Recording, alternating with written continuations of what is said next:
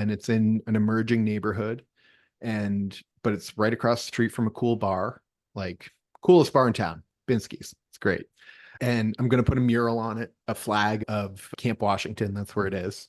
And the thought is when people are like, oh, I live in that building, the building with the flag on it, and it's got washer dryer hookups in it. We're going to have solid surface counters, nice internal finishes. And the hope is that will get what I've heard and seen is if you offer the nicest units in the market or the submarket, you'll get your choice of the best tenants. And hopefully that will also lead to lower turnover as well.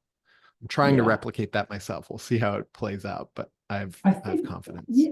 What do you think about, so how do you think about the mural and the flag, for example? I'm just, you don't have to say what it is, but I'm just making up numbers. Let's say that's like an extra 30 grand of cost for you Mhm. to do that. Maybe it's more, maybe it's less, but how do you think about that 30 grand? What do you think about that investment in particular? I am going to probably get some incentives from the community, from the neighborhood. So that's helpful. That's a kicker, but I was going to do it anyway because this is a neighborhood that has seen just stagnant investment, but with you literally like I wouldn't have done this deal if this new bar hadn't come in. And I've become good friends with Keel, who's the owner of it. And you go in there on a Friday night, he does a meat raffle every Friday night.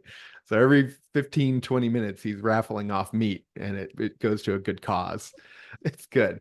You walk in there and it's full of, I'm like, these are my people. These are my tenants.